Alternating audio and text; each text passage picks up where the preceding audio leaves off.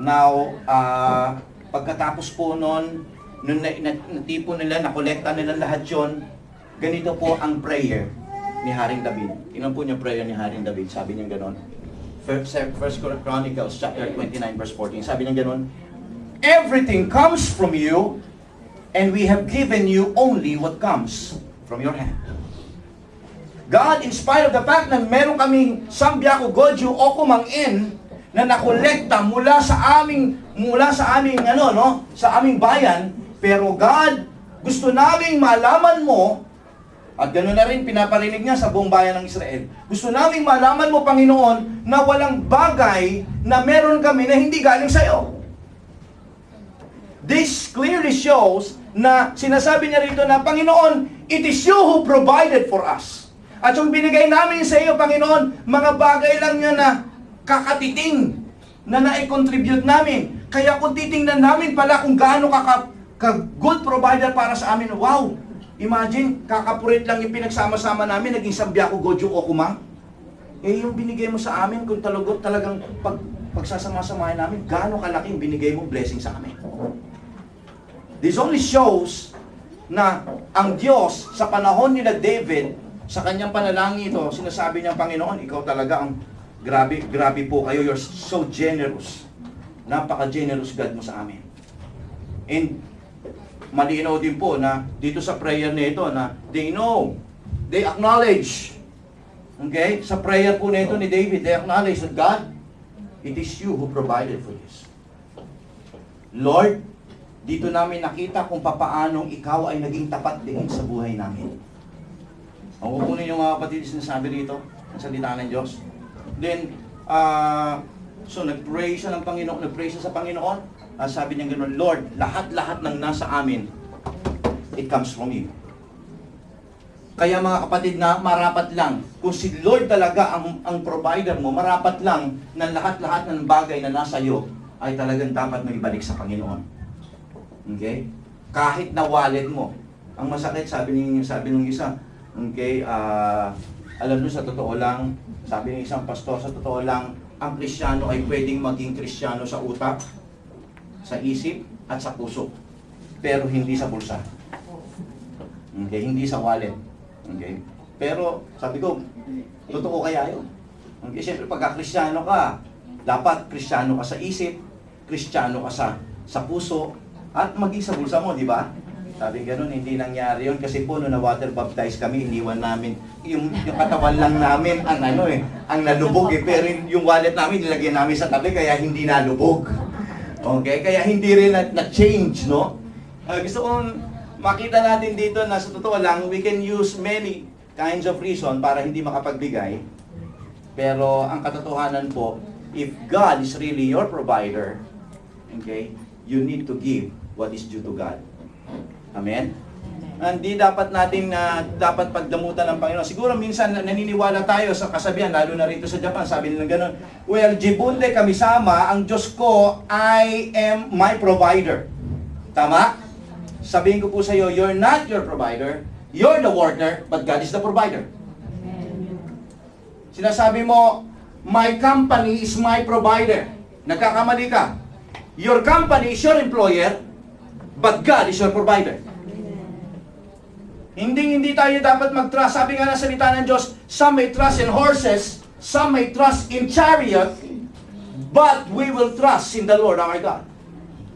Okay? Bagamat makapangyarihan, bagamat maganda, bagamat malakas, bagamat kaakit-akit, bagamat masasabi natin powerful, pero sabi ng salita ng Diyos, do not trust on those things. Because the one who will provide victory is not them, but God Himself. Kaya maraming mga tao ang hindi makapagbigay sapagkat nakafocus sila, sabi nila, the real provider is not God but me. Nagkakamali po kayo. Okay? Maraming dyan, maraming tawag dito, dumadating na pera. Pero pagka sinabi mong providence, you're talking about bagay na pinakikinabangan mo at ini-enjoy mo. Nandyan po ba kayo? Kasi ang isang bagay na tinatanggap mo pero hindi mo naman pinapakinabangan at hindi mo naman ini-enjoy, anong silbi niyan? Hello? Okay? Meron nga tao dyan, napakayaman, ang lakas ng dating ng pera sa kanya.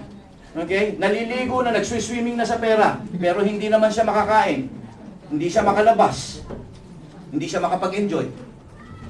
Now, would you call it providence? Would you call it provision? Naniniwala po ako mga kapatid ko, that's not provision. Kasi hindi mo in-enjoy, hindi mo masabi natin na hindi mo in-enjoy at hindi mo pinapakinabangan. Now, maniwala po kayo sa akin sa hindi. Ang Diyos ang totoong provider sa buhay natin. Sapagkat anuman yung bagay na sabihin mo man na ayoko magbigay, ayoko ganito, naniniwala po ako mga kapatid ko, ng isang taong marunong magbigay sa Panginoon, siya yung tao na talagang sinasabi niya na, Panginoon, I'm not looking at my money, I'm looking at you. I'm not trusting in my money, but I'm trusting in you. Ang pagbibigay po mga kapatid ko, isang bagay na spiritual. Isang bagay po na sinasabi nating, Panginoon, ang material na bagay, ang pera ay pera lang yan, pero ikaw, Panginoon, hindi ako takot mawalan ng pera, kundi, Lord, mas takot ako sa iyo. Okay? Ecclesiastes, sabi po, to the man who pleases God, who pleases Him, God gives wisdom, knowledge, and happiness. Listen, okay? Kapag tayo po ay sumusunod sa kagustuhan ng Panginoon, we please God. Tama po ba? We please Him. Now, dito sa salitang ito ng Book of Ecclesiastes, sabi po rito, to the man who pleases God, pleases Him, God gives Himself, God gives wisdom, knowledge, and happiness, but to the sinner, He gives the task of gathering and storing up wealth to hand it over to the one who pleases God. Now, we can see two different kinds of Christian to. Hindi po two different kinds of people. Kasi sa totoo lang, there are two kinds of people. The one who pleases God and the one who do not pleases God. Okay? And the one who do not pleases God is sinning before God. Kaya po yun pong ibig sabihin niya, to the one who pleases God and to the sinner. Tingnan po ninyo ang ginagawa ng Panginoon sa dalawang klaseng taong ito. To the one who pleases Him, He gives. But to the one who sin against Him, He takes away. Tama? Ito po ninyo ginagawa ng Diyos, meron siyang action dito. He takes away. Okay? Inaalis niya. Okay? Inaalisan niya. To the one who pleases God, sa kinatutuwa ng Diyos, sabi niya gano'n, He will give wisdom, He will give knowledge, at hindi lang puro naputol. Sabi niya gano'n, He will provide happiness. Alright?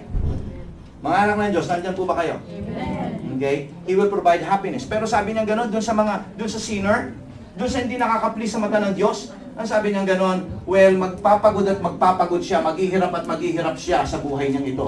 Subalit, pagka naghirap siya at naghirap, magdudusa siya, bagamat kumikita siya, bagamat magandang kalagayan niya, sabi niya gano'n, hindi pa rin siya magiging masaya. Actually, ang makikinabang ng mga bagay na kanyang pinaghihirapan ay yung pang mga Kristiyano.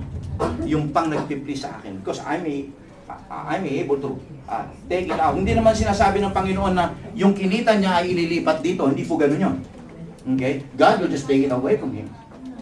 Pero ang gagawin po ng Panginoon dito is that in a perfect time, God will make a way para yung blessing na yon